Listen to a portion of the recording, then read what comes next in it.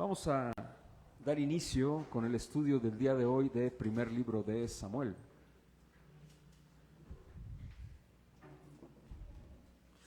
Primer libro de Samuel, el día de hoy, si el Señor lo permite, terminaremos el capítulo 2. Abre tu Biblia, por favor, en primer libro de Samuel, capítulo 2.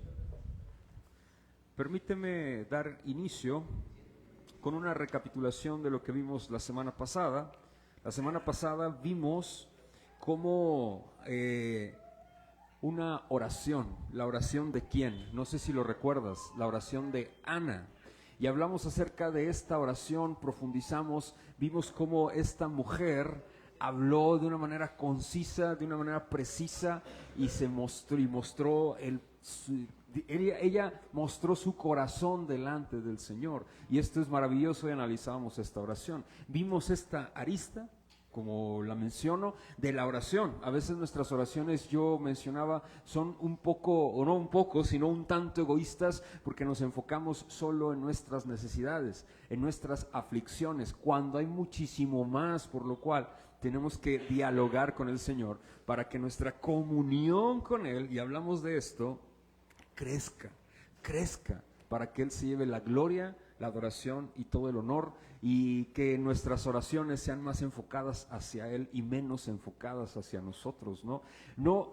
Y menciono y lo recalco, no que sea malo orar por alguna aflicción o alguna necesidad que tengamos, no me refiero a eso, porque Ana lo hizo, me refiero a que nosotros a veces nos centramos solamente en eso, ¿no? En pedir, y nos olvidamos de exaltar la gloria de Cristo, la gloria del Rey, de quien merece adoración nuestro corazón, nuestro ser, nuestra mente y todo lo que somos. A veces nos olvidamos de eso y nos enfocamos solamente en pedir, ¿no? Y eso me refería el tema de la semana pasada. El día de hoy estaremos viendo un texto que es popular entre algunos círculos cristianos, o que es muy conocido. Si tú leíste el libro de Samuel, vamos a ver algunas características y vamos a ver también un texto muy particular. ¿Has escuchado tú el texto o la referencia bíblica que menciona Dios honra a los que le honran? ¿Has escuchado ese texto o no? Ese texto viene en primer libro de Samuel. El día de hoy lo vamos a ver. Y permíteme dar inicio con esto. Antes de hablar del esquema de mi sermón, me gustaría que leyéramos el texto. Vamos a ver Samuel, primer libro de Samuel, capítulo 2, del versículo 12 hasta el versículo 36. Lo vamos a leer de corrido y después voy a mencionar el esquema de mi sermón y voy a irlo explicando, y voy a testificar de las Sagradas Escrituras. Dice lo siguiente, primero de Samuel, capítulo 2, versículo 12, y dice lo siguiente: los hijos de Eli eran hombres, ¿qué dice? Impíos, y no tenían conocimiento de Jehová. Esto es importante, dice, y no tenían conocimiento de Jehová, aunque servían en el templo, en Silo, y servían en el tabernáculo. Ellos servían ahí, y eran sacerdotes, pero no tenían conocimiento de Jehová. Esto es interesante, porque a veces nosotros pensamos que porque alguien predica, y quiero ser muy cuidadoso con esto, nosotros pensamos que porque alguien predica tiene pleno conocimiento de Dios, o una comunión con Dios, o incluso es hijo de Dios. Yo quiero mencionar esto: hay falsos maestros en la iglesia. ¿Sí me explico? Falsos profetas, falsos maestros. Cuidado, ¿no? Jesús dijo, ¿cómo podemos conocer a un falso maestro? Por sus frutos, ¿sí? Y está hablando de la falsedad. Hay muchos. Por ejemplo, yo he visto personas que dicen que son predicadores, que son pastores, y hablan de todo menos de Cristo. Y lo único que buscan es que el enriquecimiento ilícito, y lo tengo que mencionar de esta manera porque es una realidad. Vamos a continuar, que este es el caso de estos personajes. Versículo 13, voy a irme leyendo el texto. Y era costumbre de los sacerdotes con el pueblo, que cuando alguno ofrecía sacrificio, venía el criado del sacerdote, mientras se cocía la carne, trayendo en su mano un garfio de 3 dientes. Verso 14, y lo metía en el perol de la olla, en el caldero, o en la marmita, y todo lo que sacaba del garfio, el sacerdote lo tomaba para sí. De esta manera hacían con todo israelita que venía a Silo. Asimismo, antes de quemar la grosura, venía el criado del sacerdote y decía al que sacrificaba: da carne de que asar para el sacerdote, porque no tomará de ti carne cocida, sino cruda. Y si el hombre le respondía: quemen la grosura primero y después toma tanto como quieras, él respondía: no, sino dámela ahora mismo, de otra manera yo ya la tomaré por la fuerza. Era pues muy grande delante de Jehová el pecado de los jóvenes, porque los hombres menospreciaban, ¿qué dice? Las ofrendas de Jehová. Había un menosprecio, ¿por qué? Por las ofrendas del Señor. Este es un texto base que nos va a ir mostrando el autor del primer libro de Samuel, el menosprecio. Checa lo que dice más adelante. Y el joven Samuel ministraba en la presencia de Jehová, vestido de un efod de lino, y le hacía a su madre una túnica pequeña, y se la traía cada año, cuando subía con su marido para ofrecer el sacrificio acostumbrado. Y Elí bendijo a Elcana y a su mujer, diciendo: Jehová te dé hijos de esta mujer, en lugar del que pidió a Jehová. Y se volvieron a su casa. Y visitó Jehová a Ana, y ella concibió y dio a luz 3 hijos y 2 hijas. Y el joven Samuel crecía delante de Jehová. Pero Elí era muy viejo y oía de todo lo que sus hijos hacían con todo Israel, y cómo dormían con las mujeres que velaban a la puerta del tabernáculo de reunión. Y les dijo: ¿por qué hacéis cosas semejantes? Porque yo oigo de todo este pueblo vuestros malos procederes. No, hijos míos, porque no es buena la fama la que yo oigo, pues hacéis, ¿qué dice? Pecar al pueblo de Jehová. Si pecare el hombre contra el hombre, los jueces le juzgarán. Mas si alguno pecare contra Jehová, ¿quién rogará por él? Pero ellos no oyeron la voz de su padre, porque Jehová había resuelto hacerlos morir. ¿Quién había resuelto hacerlos morir? Jehová. Esto es interesante y es parte de la soberanía de Dios y la providencia. Lo vamos a ver en el texto. Y el joven Samuel iba creciendo y era acepto delante de Dios y delante de los hombres. Y vino un varón de Dios a Elí y le dijo: así ha dicho Jehová: ¿no me manifesté yo claramente a la casa de tu padre cuando estaban en Egipto, en casa de Faraón? Y yo le escogí por mí sacerdote entre todas las tribus de Israel, para que ofreciese sobre mí altar, y quemase incienso y llevase efod delante de mí, y di a la casa de tu padre todas las ofrendas de los hijos de Israel. Versículo 29. ¿Por qué habéis hollado mis sacrificios y mis ofrendas que yo mandé ofrecer en el tabernáculo? Y has honrado a tus hijos más que a mí, engordándoos de lo principal de todas las ofrendas de mi pueblo Israel. Por tanto, Jehová, el Dios de Israel, dice: yo había dicho que tu casa y la casa de tu padre andarían delante de mí perpetuamente, mas ahora ha dicho Jehová: nunca yo tal haga, porque yo honraré a los que dice que me honran, y los que me desprecian serán tenidos en poco. He aquí vienen días en que cortaré tu brazo y el brazo de la casa de tu padre, de modo que no haya anciano en tu casa. Versículo 32, verás tu casa humillada mientras Dios colma de bienes a Israel, y en ningún tiempo habrá anciano en tu casa. El varón de los tuyos que yo no corté de mi altar será para consumir tus ojos y llenar tu alma de dolor. Y todos los nacidos en tu casa morirán en la edad viril. Y te será por señal esto, que acontecerá a tus 2 hijos, Ofni y Finés. Ambos morirán en un día, y yo me suscitaré un sacerdote fiel, que haga conforme a mi corazón y a mi alma, y yo le edificaré casa firme, y andará delante de mi ungido todos los días. Y el que hubiere quedado en tu casa vendrá a postrarse delante de él por una moneda de plata y un bocado de pan, diciéndole: te ruego que me agregues a alguno de los ministerios para que pueda comer un bocado de pan. ¡Wow! Este texto es impresionante. Voy con el esquema de mi sermón. Son 2 puntos. El segundo me lleva a mis conclusiones. El primer punto es del versículo 12 al verso 25, y dice: la codicia de los hijos de Elí. Elí, no sé si recuerdas, era un sacerdote, era el sacerdote en aquella época. En aquella época, cuando estaba el tabernáculo, estaba en Silo, no estaba en Jerusalén, donde se construyó el templo. Entonces, esto es muy interesante. ¿Por qué? Porque no había templo en aquel momento, sino que estaba el tabernáculo, estaba la tienda de la reunión y el tabernáculo, el lugar santo y el lugar santísimo, y era allí donde llevaban todos los israelitas sacrificios de ofrendas al Señor. Miren, era una obligación y era algo muy interesante, porque era una obligación del pueblo de Israel.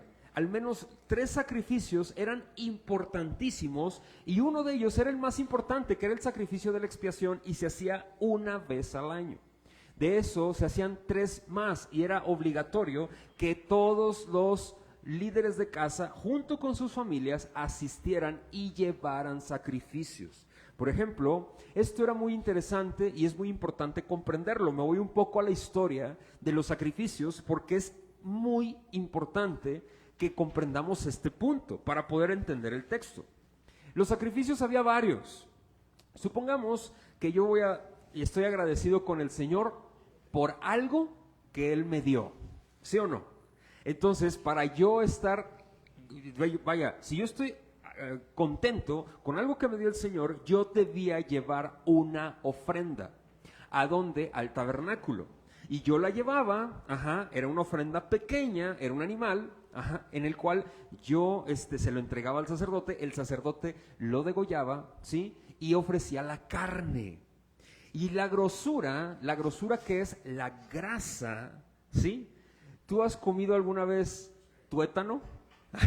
El tuétano ¿sí o no está rico? Bueno, no sé si a quién le guste, a mí me encanta, ¿no? Así en tortillas hechas a mano, recién saliditas, ya salivé. Bueno, eso es la grosura. ¿Sí me explico? Eso no se lo debían de comer. Todo lo que es la grasa, mis hermanos, toda la grasa, toda la grosura debía de entregársela completa al Señor. ¿Sí me explico? Y la carne de los sacrificios, una parte era para el sacerdote, ¿sí?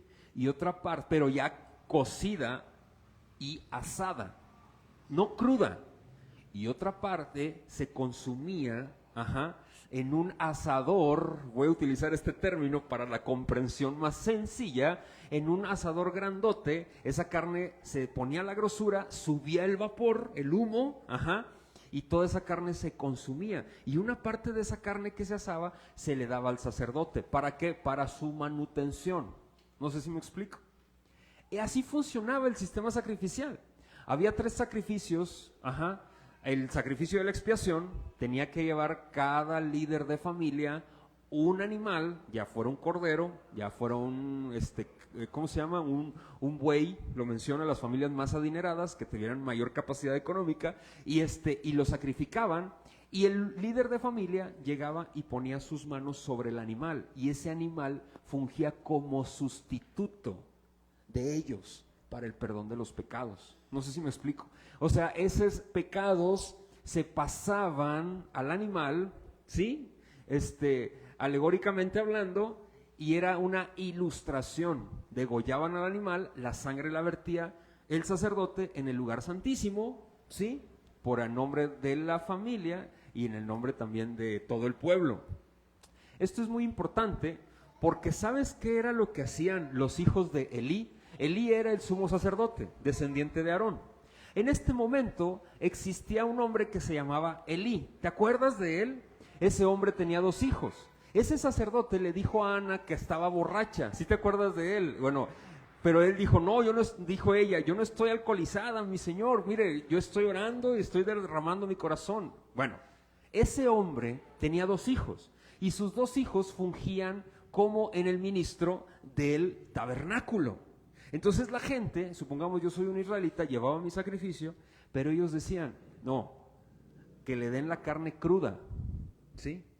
Y ellos en lugar de asarla, se la vendían o se quedaban con ella, a escondidas. No sé si me explico. Ellos supuestamente ofrecían el sacrificio y engañaban a las personas, pero ¿sabes a quién estaban engañando? al Señor. Y Él dice, eso es una abominación. Eso es algo que no se puede tolerar para con el Señor, porque están siendo deshonestos, están deshonrando. Pero yo quiero llegar a un punto aquí que es muy importante, y esta es parte, la introducción de mi sermón, y me arranco con el texto. ¿Tú has deshonrado alguna vez a alguien? ¿O comprendes lo que significa deshonrar? ¿Qué significa deshonrar? ¿Qué es? Fallar, desagradar a alguien, traicionar a alguien. Te voy a decir qué significa la palabra deshonrar. Es lo contrario a honrar, ¿no? Y deshonrar es esto. Honrar es que tú exaltes el testimonio de alguien. No sé si me explico. Eso es honrar. Por ejemplo, yo honro ¿a quién? Al Señor. ¿Cómo voy a honrar al Señor? Delante de los hombres, no delante de Él, delante de los hombres. ¿Cómo lo honro? Con mi comportamiento, con mi forma de vida, hablando de Él, exaltando de Él, viviendo para Él en todas las áreas de mi vida. No sé si me explico. Yo te quiero mencionar algo. Deshonra es lo contrario a eso. Deshonra es con tus actitudes, con tu hablar, con tu acción, ¿sí? Manchar la reputación de alguien delante de los hombres. No sé si me explico. Otra cosa, eso es el concepto implícito y llano. La deshonra es muy desagradable para Dios. Desde ahorita te lo digo. Mira, ciertamente la deshonra es un pecado. ¿Tú sabías eso? Deshonrar al Señor es un pecado. No sé si tú lo sabías. Aunque Jesús ya perdonó ese pecado, porque tú vas a decir, sí o no todos deshonramos al Señor todos los días, los que estamos aquí, ¿verdad que sí?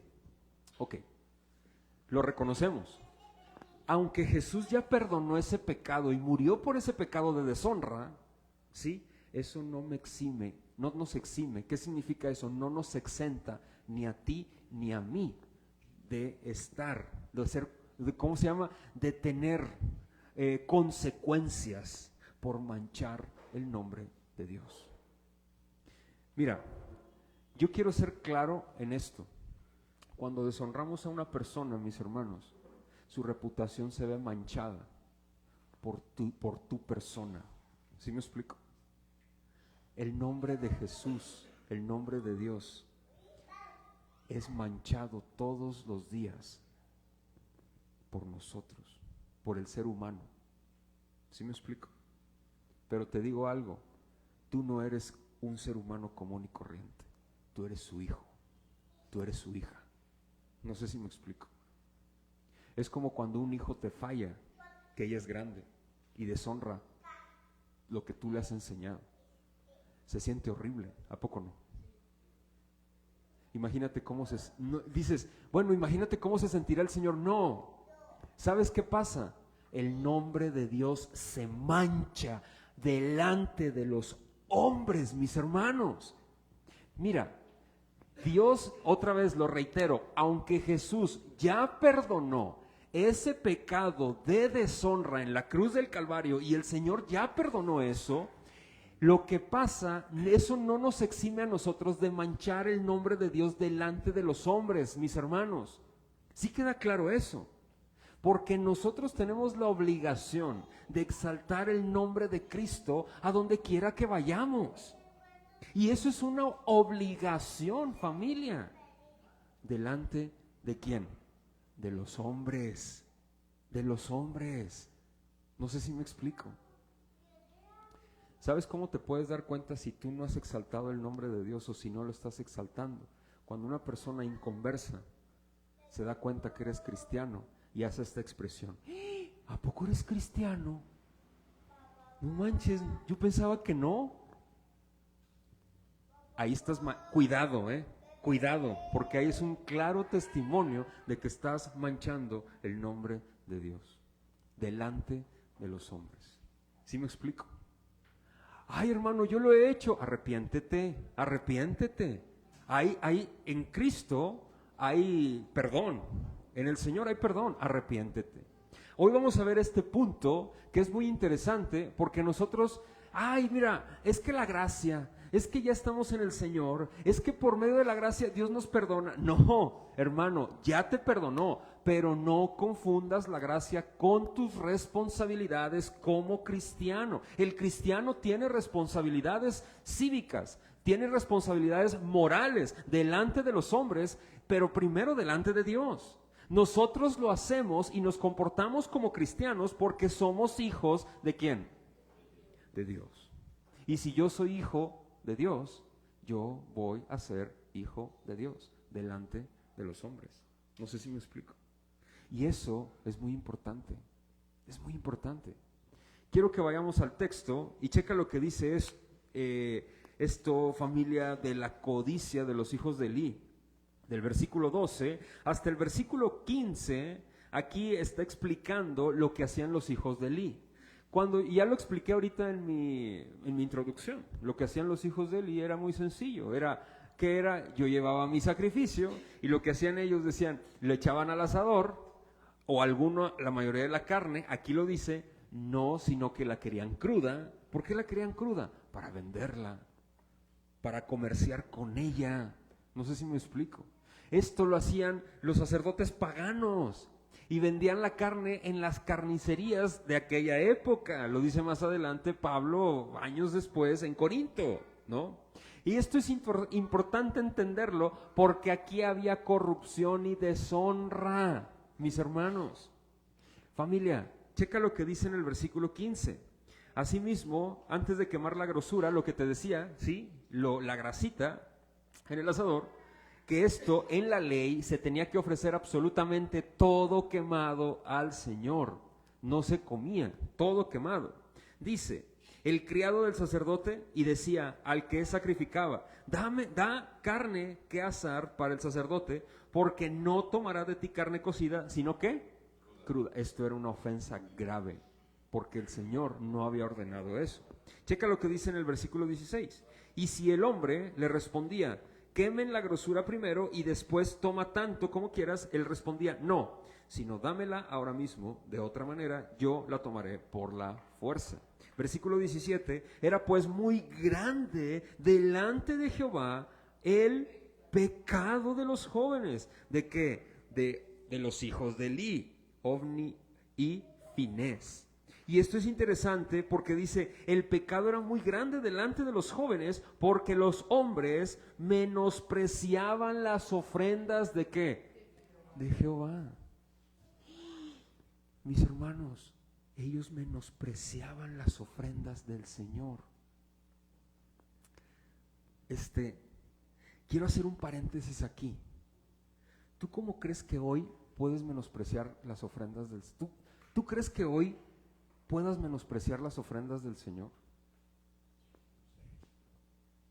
Mira, para empezar, todos los sacrificios apuntaban a uno solo. ¿A quién? ¿A cuál sacrificio? Al sacrificio de Jesús. Y quiero que reflexionemos en esto, porque esto apunta. Todos los sacrificios del Antiguo Testamento apuntaban a uno solo, al sacrificio de expiación de nuestro Señor Jesucristo. ¿Sí me explico? ¿Sabes? El inconverso ofende y deshonra el sacrificio de sacrificios. ¿Sabes cuál? El sacrificio de Jesús. ¿Sí me explico? Hasta ahí. ¿Te fijas cómo hoy en día deshonramos o deshonra el inconverso el sacrificio del Señor? ¿Sí me explico? De esa manera se deshonra. Pero tú sabes que como hijos de Dios también podemos deshonrar al Señor. Te voy a decir cómo, mis hermanos, manchando su nombre delante de los hombres. Mira, yo te voy a hacer una pregunta. ¿Tú estás consciente de lo que Jesús hizo por ti en la cruz del Calvario? ¿Sabes qué fue lo que hizo? Perdonó tus pecados, dio su vida por ti para darte eternidad. Eternidad y reconciliación con Dios. Eternidad y reconciliación que no merecíamos por nuestros pecados. Número 1. Número 2. Murió en la cruz del Calvario para darnos vida y redención. Él resucitó al tercer día conforme a las Escrituras y lo dice la palabra del Señor. El Evangelio y gloria a Dios. ¿Sí me explico? Familia, ¿tú crees que tú tienes derecho a manchar el nombre de Cristo con tu vida? ¡Claro que no! ¡Claro que no! Y de hecho, de eso está lleno el mundo cristiano. Perdón que lo diga, pero me enciendo en ira. ¿Sabes por qué? Y es un celo santo delante del Señor, porque con mi Señor no se juega. Ahí anda la gente jugando al cristianito y ni siquiera vienen a la iglesia. Por el Señor, por el amor de Cristo. Ahí andan diciendo que son cristianos y mis hermanos deshonramos con nuestra forma de vida a quien dio su vida por ti y por mí. Mis hermanos, deshonramos y manchamos su nombre. Ojo, Cristo ya perdonó ese pecado en la cruz del Calvario y ya fue pagado ese pecado en el Calvario. Y gloria a Dios por eso, por sus hijos, porque todos los que estamos aquí, de alguna u otra manera, manchamos el sacrificio de Cristo con nuestro testimonio. Claro que sí lo hacemos, pero te digo algo, el que lo hayas manchado no te exime a ti, la gracia no te exenta a ti de haber manchado el testimonio de Cristo o que tengas una responsabilidad cívica, social y moral delante de los hombres. Si Jesús es tu amo, si Jesús es mi Señor y tú lo niegas delante de los hombres, mis hermanos, cuidado. Dios honra a los que le honran. Porque cuando lo niegas delante de los hombres, no estoy hablando de decir, no, yo doy mi vida y traer un anuncio aquí, yo soy cristiano, no, simplemente por tu forma de vida. Voy a platicar un testimonio de manera ilustrativa. Hace años yo trabajaba en un despacho de arquitectos y yo era parte del área ahí de proyectos y estaba trabajando, ¿no? Y yo ya era creyente y yo estaba ahí chambeando y me acuerdo que en ese momento yo llegaba más temprano ¿por qué? Porque dedicaba un tiempo a orar en el lugar donde yo trabajaba, llegaba yo más temprano que mucha gente, llegaba y me ponía a orar, ¿no?, por mi trabajo y me ponía pues a trabajar a la hora exacta y empezaba a llegar la gente, ¿no? Y luego uno de ellos me dice, oye, mande, ¿tú eres cristiano? Y le digo, sí. Ah, yo también, me dijo, ¿no? Y yo volteo y le digo, ah, caray, ¿neta? No sabía, brother. Y me dice, ¿por qué? ¿Te comportas como los demás? Ninguno aquí es cristiano. Los demás me juzgan a mí, me cuestionan porque yo soy cristiano. Y lo saben. Pero tú, así le dije. Y le dije, hermano, ¿eres hermano de verdad? ¿Eres creyente de verdad? ¿En dónde te congregas? ¿Por qué has ocultado tu cristianismo durante muchos años aquí en la oficina? Y le dije yo, ¿por qué te avergüenzas y manchas el nombre de Cristo de esa manera? ¿Tú sabes que eso es deshonra? Te pregunto, ¿tú sabes que eso es deshonra? Eso es deshonra, mis hermanos. ¿Ves que te fijas, que delante de los hombres sí puedes manchar el nombre de Cristo todavía? ¿Te fijas? Delante de los hombres, no delante de Dios. Claro que no, el Señor ya conoce lo que vas a hacer. Pero sabes, a partir de ahí, este cuate se arrepintió, me pidió perdón. Y ahora sí, ya empezaba a testificar que era creyente ahí, que era cristiano. Y empezaba ya a comportarse como un cristiano verdadero, ¿no? O sea, en su vida. Y dejó de manchar el nombre de Cristo. Mis hermanos, dejemos de deshonrar a quien ha dado su vida por nosotros. A veces son cosas tan pequeñitas, pero que marcan la gran diferencia. A veces con las personas que te atienden en un X24 o en un Fasti o en un Oxxo, cuando te recibes el cambio y que le llaman que te regresan el cambio, ¿no?, de algo que compraste, o que te atienden y les dices gracias, un Dios te bendiga, mis hermanos. A veces puede parecer muy religioso, pero sabes, yo lo he hecho y lo hago constantemente y sabes, me ha tocado personas que se me quedan viendo y lloran y me dicen, oye, ¿tú eres cristiano? Sí. A ver, y empieza a salir una conversación. No sé si me explico. El nombre de Cristo nosotros lo tenemos que popularizar en este mundo caído, familia. Que el sacrificio de sacrificios no se vea manchado por tu miedo. Que el sacrificio de sacrificios se vea exaltado por el valor que tenemos gracias al Espíritu Santo en nuestras vidas. Amén. Que cuando se vea que tú eres verdaderamente cristiano, la gente diga, no, es que él es cristiano. Y tal vez te van a humillar algunos. ¿Y qué tiene, mis hermanos? Te pueden humillar por muchas más cosas y te pueden hacer bullying por muchas más cosas. Pero que el nombre de tu Cristo, el nombre de mi Cristo, no se vea manchado por nada. Que se vea manchado por el impío y por el pecador que va directo al infierno. Pero por ti, que has entendido que mi Señor, que tu Señor, ha derramado su sangre en el Calvario para darte identidad de hijo, que no se vea manchado por nosotros, mis hermanos. Ya basta. Amén. Todavía podemos manchar el nombre de Cristo delante de los hombres. El Señor aquí se enojó. ¿Con quiénes? Con los que le servían. El Señor ya no se va a enojar si eres su hijo contigo. ¿Por qué? Porque su ira fue derramada en el Calvario, en el Hijo. Y ese pecado ya lo pagó. Pero sí podemos manchar su santo nombre delante de los hombres. ¿Sí me explico? Y a veces va a traer consecuencias. ¿Sale? Hecho. Vamos a seguir, por favor. Fíjate lo que menciona el versículo, del versículo 18 hasta el versículo 21.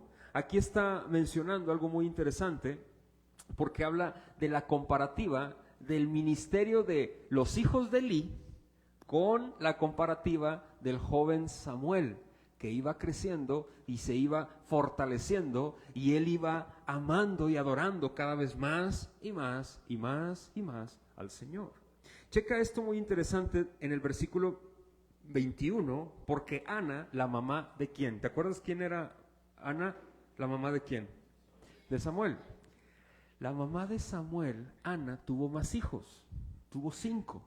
Checa lo que dice aquí en el versículo 21. Y visitó Jehová a Ana, y ella concibió y dio a luz 3 hijos y 2 hijas. Y el joven Samuel crecía delante de Jehová. En el verso 22 al verso 25 habla de cómo Elí reprende a sus hijos y él los exhorta. Sin embargo, los hijos no obedecían porque Jehová ya había resuelto hacerlos morir. Esto es muy interesante. ¿Por qué? Porque aquí vemos cómo Dios es soberano, incluso en la redención, en la salvación, en quién le va a honrar y quién no le va a honrar. Es más, Él es soberano en quién va a morir y en quién no va a morir. Por ahí anda una persona, un personaje, que también aquí en México hay uno rico, de esos millonarios, que quieren extender su vida lo más joven que se pueda, ¿no? Y se levantan y se inyectan y se toman y se hacen y se... En Estados Unidos yo digo, qué rollo, ¿no? Y que tiene como 60 años y se ve como de, no sé, de, pues, bueno, no, pues de mi edad, bueno, no tan joven, pero o sea, y se ve así, y dices, bueno, y se inyecta y se toma y se esto y lo otro, porque quiere ver si encuentran la solución a la vejez. No sé si y que se alargue la vida lo más que se... Yo digo, no mames, es una tortura. O sea, porque se inyecta y hace y el otro y anda y médicos y lo demás. ¿Yo qué tiempo voy a tener para eso si quiero extender mi vida? ¿Tú crees que el Señor no tiene definido, se inyecte, tome, viva, haga? Va a decir, va a morir a los 80, le guste o no le guste, se tome lo que se tome, se haga lo que sea, aunque va a morir, aunque parezca jovencito, se va a morir, ¿sí o no? Porque el Señor ya lo decidió y punto. Él tiene contados los límites de nuestros días, todos, mis hermanos, y los de los hijos de Elí no fue la excepción. Así es que, checa lo que dice en la reprensión del versículo 22, Elí era muy viejo y oía de todo lo que sus hijos hacían con todo Israel y cómo dormían con las mujeres que velaban a la puerta del tabernáculo de reunión. O sea, había hasta prostitución ahí. Imagínate. Las mujeres estaban, ¿para qué? Para dejar encendidas afuera, en la parte de afuera, para cuidar el tabernáculo de que las velas o lo que se encendía, estuvieran siempre encendidos y que no faltara carbón caliente. Para eso estaban las mujeres. Y estos tipos, ¿sabes qué era lo que hacían? Se acostaban con ellas. ¡Qué deshonra al Señor!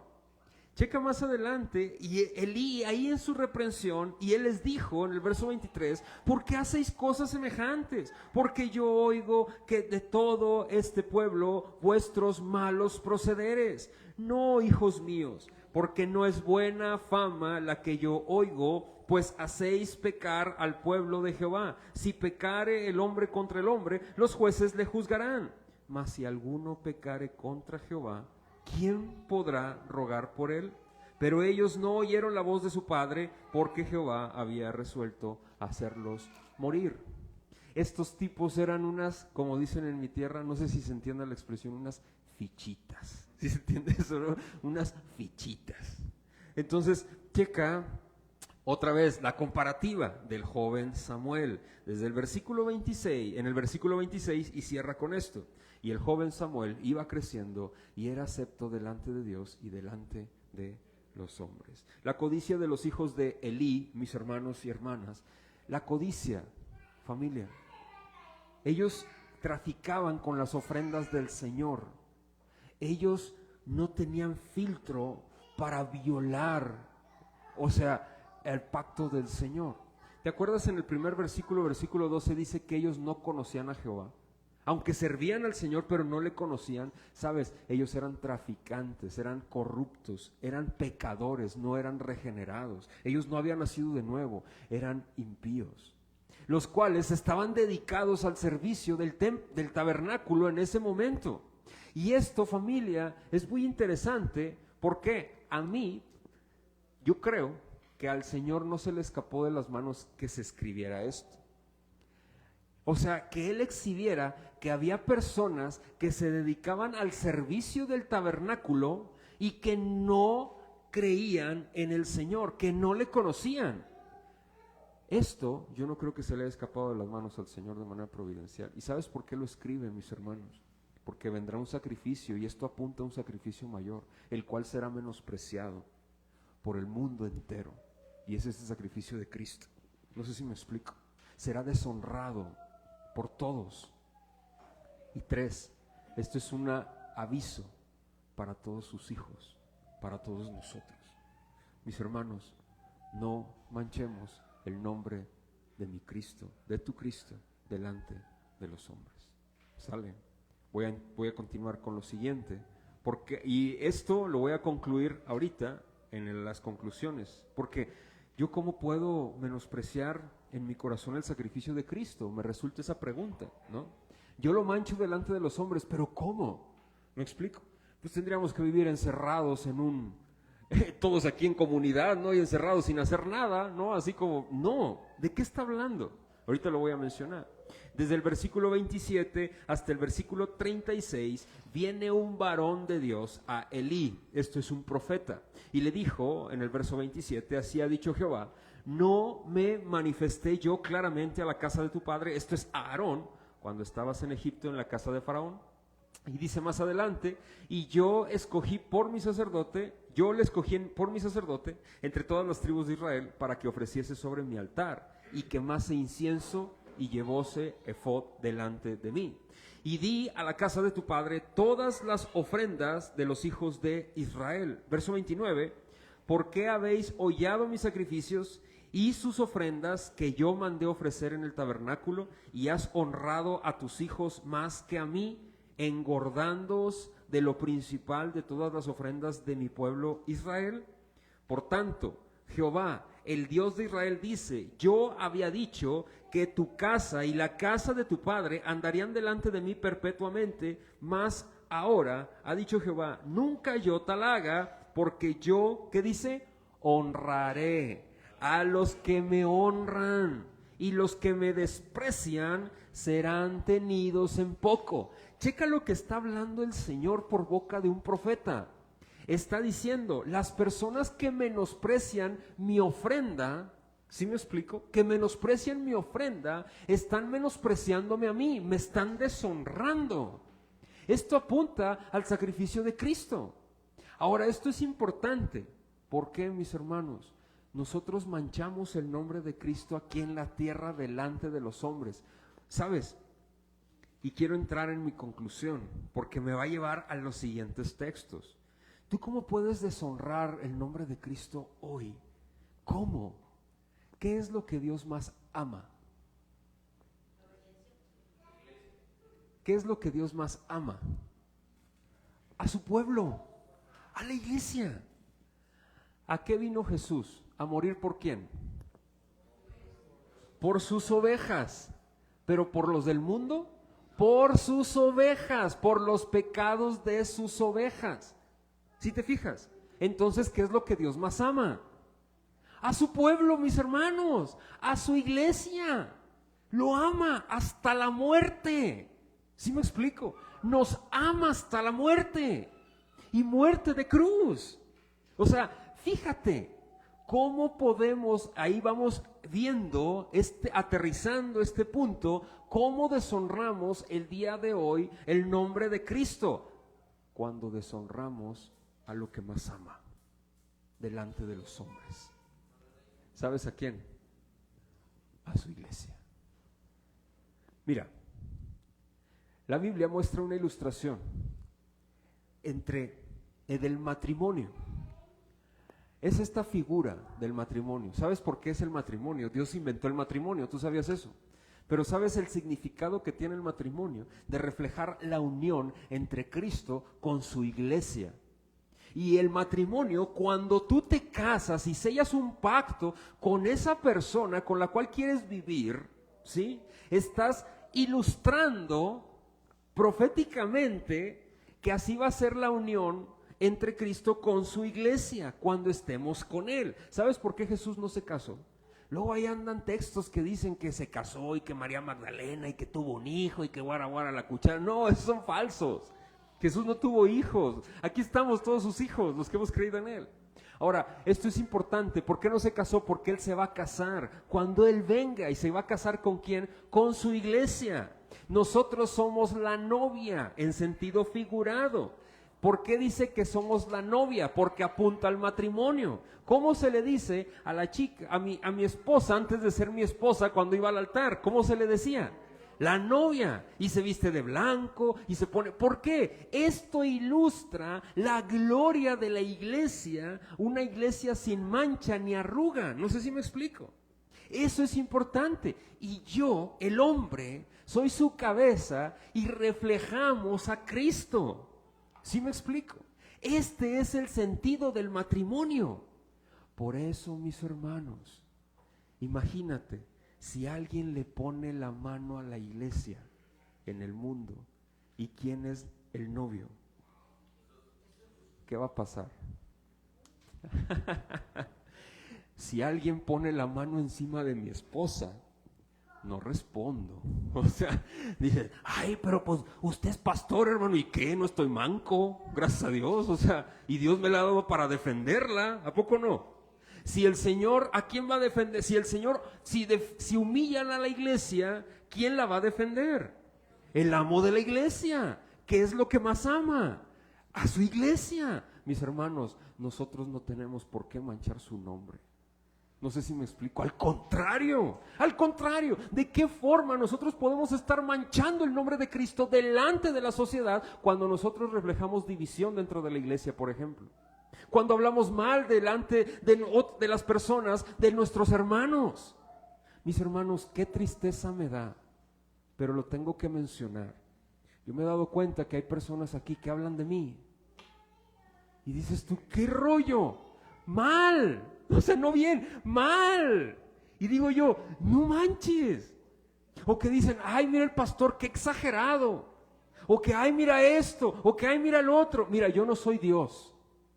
Pero de que me doy cuenta, me doy cuenta. Porque no falta el que venga y me diga el hermanito ahí que, oye, no, hermano, mire esto y me dijeron lo otro. Yo sé quién habla mal de mí aquí. Y eso es horrible, mis hermanos. Y dime, ¿cuándo te he dado una mala cara? Nunca. ¿Por qué, familia? No lo voy a hacer. No lo voy a hacer. No me fijo en ti porque sé que eres pecador como yo. Y créeme que yo no hablo mal de ti nunca. Mis hermanos, eso muestra que estamos manchando el nombre de Cristo delante de los hombres. No lo hagas. Y no porque hables mal de mí. No, delante de otro hermano. Familia, por Dios. Por Dios. La causa de división no puede ser. En la iglesia de Cristo, en su novia, no puede haber división, mis hermanos. No podemos ser, andar de chisme en chisme y divisivos dentro de la congregación de los santos. Tenemos que cuidarnos las espaldas entre nosotros, ser misericordiosos y compasivos unos con otros. Familia, por favor. Número 1. Número 2, mis hermanos, te menciono algo. Hay un texto bíblico que se ha tergiversado muchísimo, que menciona a Jesús: las puertas del Hades no prevalecerán en contra de la iglesia. ¿Sí lo has leído? ¿Lo has escuchado? La gente dice, cuando se cierra una iglesia, por falta de economía, dice, no, es que no era la verdadera iglesia, por eso se cerró. Porque la Biblia dice que, ¿qué dice? Que las puertas del Hades no van a prevalecer en contra de la iglesia. No, ¿sabes de qué habla ese texto? Ese texto no habla de que si se cierran iglesias locales o no, no habla de eso. Ese texto está hablando que la entrada al infierno, no va a perdurar en contra de la iglesia, o sea, no va a avanzar. La entrada al infierno, la iglesia, en pocas palabras, la iglesia nunca va a entrar al infierno. Eso significa ese texto. ¿Por qué? Porque somos la novia de Cristo. No sé si me explico. De eso habla ese texto. No está hablando que si se cierra una iglesia o no se cierra. No habla de eso. Es totalmente tergiversado. Número 1. ¿Sabes, mis hermanos, también cómo manchamos el nombre de Cristo delante de la sociedad? Familia, te voy a decir algo. Cuando nosotros no damos con una actitud correcta. Mira, y aquí voy a entrar en un terreno muy espinoso, que son dinero. El dinero vincula a las personas, ¿sí o no? Por eso cuesta mucho trabajo hablar de él. Pero yo te voy a mencionar algo. ¿La iglesia de Cristo ha sido una bendición para ti o no? Pregunta, ¿ha sido una bendición la iglesia para ti o no? ¿Tú quisieras que otras personas fuera de bendición también para ellas? Hay que seguir. ¿Sabes cómo manchamos el nombre de Cristo? Cuando nosotros no damos nuestras ofrendas que nos corresponden, económicamente hablando. Te voy a decir por qué. ¿Tú sabías que Dios ve las ofrendas? O sea, estoy hablando ahora, no llegamos con vacas, no llegamos con trigo, no llevamos con eso. Ahora, ¿qué hacemos? Damos nuestra aportación para continuar con esto. No sé si me explico, y lo tengo que mencionar, pero Dios ve las ofrendas que tú das. Y esto es bien interesante, pero en el Nuevo Testamento hay referencia de esto. ¿No te acuerdas? No sé si tú te acuerdas en Hechos de los Apóstoles con Cornelio. Mira, quiero que vayamos a Hechos de los Apóstoles para ver esto. ¿Por qué? Él ve las ofrendas. Hechos capítulo 10, por favor. Y no me va a alcanzar el tiempo para terminar. Sí. Hechos capítulo 10, versículo del 1 al 4, por favor.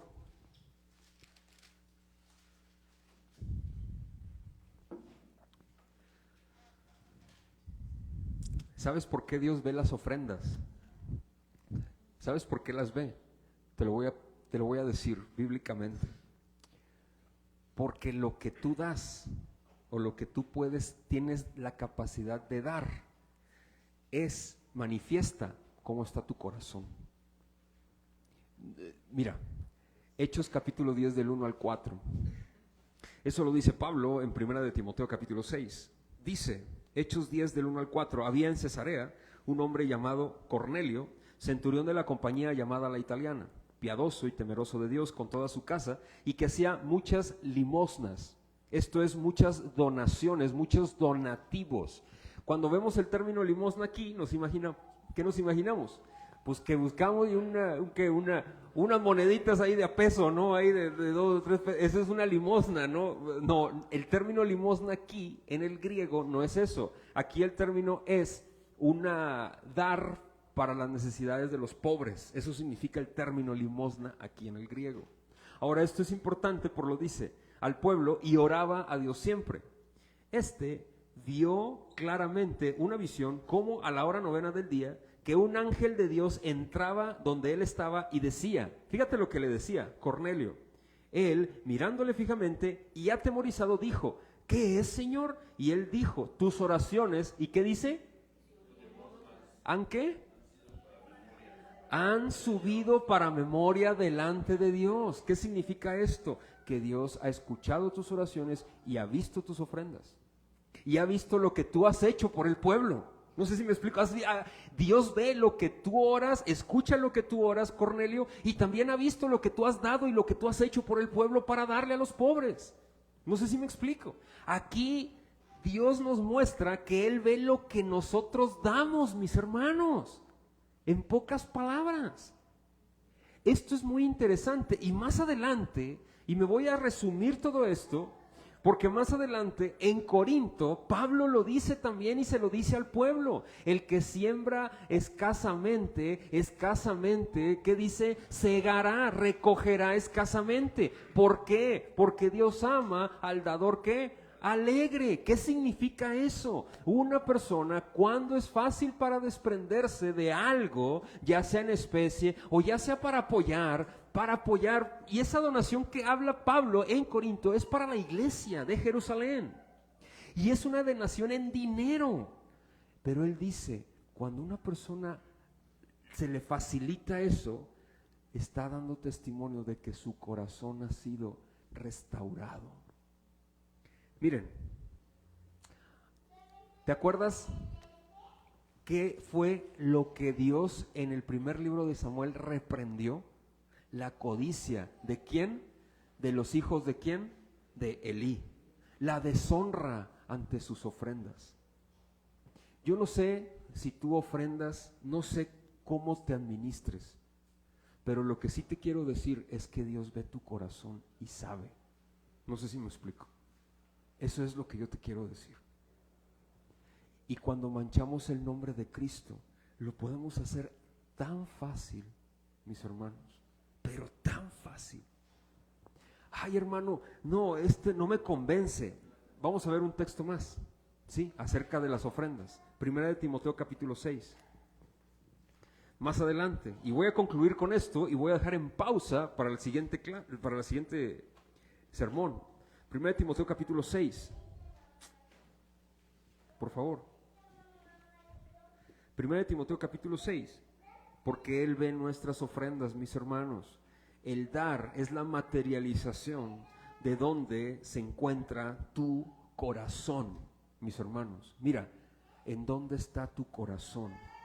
¿De verdad quieres hacer famoso a Cristo? Yo sí. Checa lo que dice más adelante, Primera de Timoteo capítulo 6. Dice, versículo 6, pero gran ganancia es la piedad acompañada de contentamiento. Porque nada hemos traído a este mundo, sin duda nada podremos sacar. Así que, teniendo sustento y abrigo, estemos contentos con esto. Porque los que quieren enriquecerse caen en tentación y lazo y en muchas codicias necias y dañosas que hunden a los hombres en destrucción y perdición. Porque la raíz de todos los males es ¿qué? El cual codiciando algunos se extraviaron. Fíjate, el cual codiciando ¿qué? Algunos se extraviaron ¿de qué? De la fe. ¿Sí o no el dinero cega? ¿Sí o no el dinero cega? Te hace ciego el dinero. ¿Sabes por qué te hace ciego? Porque el dinero te da ficticiamente poder. ¿Sí o no? Te hace sentir seguro. ¿Sí o no? El dinero te hace sentir estable, ¿sí o no? El dinero te hace sentir con un poder adquisitivo superior a los demás, ¿sí o no? Por eso te ciega. Dice Jesús, es más fácil que pase un camello por el ojo de una aguja a que un rico entre en el reino de los cielos. No está hablando en contra de los ricos, está diciendo solamente lo que es imposible para el hombre es posible ¿para qué? Para Dios. Porque sus discípulos dicen, entonces ¿quién va a poder ser salvo? No, yo no estoy hablando de eso, estoy diciendo que Dios puede cambiar el corazón. ¿Te acuerdas de un hombre rico llamado Zaqueo? ¿Sí te acuerdas de él? ¿Qué fue lo que hizo Zaqueo? Chaparrito, dice. Subió a un sicómoro para ver a quién, a Jesús, y cuando lo ve entre la multitud, y fíjate, Zaqueo era un rico, un hombre rico, recaudador de impuestos, y que le había robado a mucha gente. Esto es muy interesante porque cuando voltea y ve Jesús a Zaqueo, le dice, Zaqueo, bájate, ven, el día de hoy yo quiero cenar en tu casa, y se va a su casa. Y entonces nadie quería a Zaqueo, y entra Jesús, y lo que hace es, hoy ha llegado la salvación a esta casa, ¿no? Porque dice Zaqueo, ahora yo digo, voy a devolver el dinero a todas las personas que les robé, y 4 veces más. Eso no es un acto de generosidad de Zaqueo, ¿eh? Zaqueo lo que está haciendo es utilizando la ley, haciendo la ley de restitución. La ley demandaba eso. Si yo le he robado a alguien y reconozco mi pecado, yo voy delante de la persona que le robé. Supongamos que yo, Kevin, me das oportunidad de utilizar tu persona. Supongamos que yo le robé a Kevin y lo defraudé económicamente. Entonces yo voy y la ley de restitución decía lo siguiente. Si yo le robé a Kevin, ¿cuánto deseas que te haya robado, Kevin? 10,000 pesos. Ay, juez, ya me pusiste en aprietos. 10,000 pesos. Yo le robé a Kevin, lo defraudé por 10,000 pesos. La ley de la restitución decía, si yo reconozco mi pecado, ¿con quién crees que voy a, qué crees que tengo que hacer? Voy a buscar a Kevin con el dinero, los 10,000 pesos, y decirle, Kevin, aquí están tus 10,000 pesos, pero la ley de la restitución me dice lo siguiente, perdóname por favor, y aquí te van 4 veces más. ¿Cuánto sería 4 veces más de los 10,000? Extra de los 10,000. ¿Tú crees que Kevin me va a perdonar? Va a decir, gracias hermano, está bien, ¿no? Te perdono. Eso se trata la ley de la restitución, restaurar la relación. ¿Y cómo se va a restaurar la relación? Pues pagándole 4 veces más, restituyendo. Y por eso decía, mejor no robes. ¿Sabes qué hizo Zaqueo? Les pagó lo que les había robado y les dio 4 veces más. Por eso Jesús dice, hoy llegó la salvación a este hogar, porque este hombre está dando testimonio de que yo soy su rey y no el dinero. Porque nadie puede servir a 2 amos. O va a servir a uno y va a defraudar al otro, o defraudará al otro y servirá a uno. O sirves a Dios o servimos ¿a qué? Al dinero. ¿Sí me explico? Y eso es muy importante. ¿Sabes cómo manchamos el nombre de Cristo, mis hermanos? Cuando nosotros desvaloramos a la iglesia en toda la amplitud de la palabra. Estoy hablando, por ejemplo, las divisiones, las vociferaciones en contra de los hermanos, el que no damos nuestras aportaciones, el que nuestros compromisos como congregación no los llevamos a cabo, el que estamos guardando silencio delante de los hombres para testificar de Cristo y no estamos apoyando a las misiones.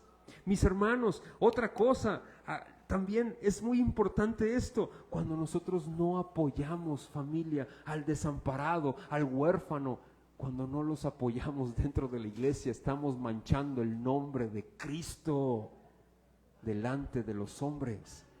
¿Sí o no? Mis hermanos, voy a dejar en pausa el sermón porque no voy a terminar. Me falta, porque tengo que concluir con lo de Elí. Pero yo sí quiero mencionar lo siguiente. Nosotros podemos manchar el nombre de Cristo. Aunque Cristo ya perdonó nuestro pecado, pero el que lo haya perdonado en la gloria y en la eternidad, no significa que nosotros no podamos manchar el nombre de Cristo delante de los hombres. No confundamos la gracia con nuestra responsabilidad moral delante de los hombres y delante de Dios, porque luego confundimos la gracia. No sé si me explico. ¿Sí queda claro esto, mis hermanos? No manchemos el sacrificio que Jesús ha hecho por nosotros en la cruz del Calvario, y demos testimonio de quién es nuestro amo y quién es nuestro Señor. Amén. Vamos a orar, por favor. Señor, el día de hoy yo te quiero dar muchísimas gracias por tu amor. Yo quiero poner en tus manos este tiempo. Quiero pedirte, por favor, que nos ayudes a no manchar tu nombre. Señor, tan fácil lo manchamos, tan fácil testificamos a la ligera que somos tus hijos, y con tanta facilidad y con una facultad experta manchamos tu nombre por todos lados, mi Señor, con mentira, con arrogancia, con soberbia, y aunque ya pagaste por ese pecado, con divisiones, con habladurías en contra de nuestros hermanos, y aunque ya pagaste por esos pecados, mi Señor, y gracias te damos por el pago en la cruz del Calvario por ello, y aunque ya somos tus hijos y estamos redimidos, Señor, ayúdanos a no caer en esta condición comodina, justificándola con la gracia. Ayúdanos a entender, Señor, que tenemos una responsabilidad delante de los hombres, la responsabilidad de no manchar tu nombre, Señor, la responsabilidad de comportarnos como verdaderos hijos de Dios, la responsabilidad, mi Dios, de dar testimonio a las naciones. Ayúdanos, porque sin ti no podemos, tenemos miedo, nos da temor de que nos rechacen, nos da temor, Señor, que nosotros nos puedan señalar y decir que X, o ofender incluso. Ayúdanos, por favor, a exaltar tu nombre y menguar nosotros todo el tiempo, a que tú te llevas la fama en nuestros corazones siempre, y ayúdanos a no servir a dos amos, ayúdanos a servirte a ti, ayúdanos a no deshonrar tu santo nombre, ayúdanos a ser uno así como tú lo oraste, Señor. Gracias, porque somos uno eternamente, pero en este mundo ayúdanos a testificar a que somos uno, una iglesia que te ama, que te desea y que cada día más te necesita. Gracias por ese tiempo, gracias por tu amor. En tu nombre, Cristo, oramos. Amén. Mis hermanos, vamos a ponernos de pie, por favor. Si alguien trae alguna ofrenda, la puede dejar en la cajita que está en la entrada. Señor, te agradecemos mucho este tiempo. Queremos orar ahora, mi Dios, por cada una de las ofrendas. Queremos pedirte por los trabajos de mis hermanos, por aquellas personas que no tienen trabajo, por aquellos que tenemos trabajo. Ayúdanos a ejercer nuestro trabajo pensando en ti, para ti y en ti. Rogamos con todo nuestro corazón que tú, Señor, nos ayudes a trabajar pensando en que tú te lleves la gloria y no en que nosotros nos llevemos la gloria. Ayúdanos a ser como iglesia fieles administradores de los recursos que tú por gracia nos has dado, y ayúdanos por favor a testificar de tu santo nombre. Gracias te damos por este tiempo, gracias por tu amor, gracias por tu palabra en esta noche. En el nombre de Cristo Jesús oramos y decimos, familia, amén.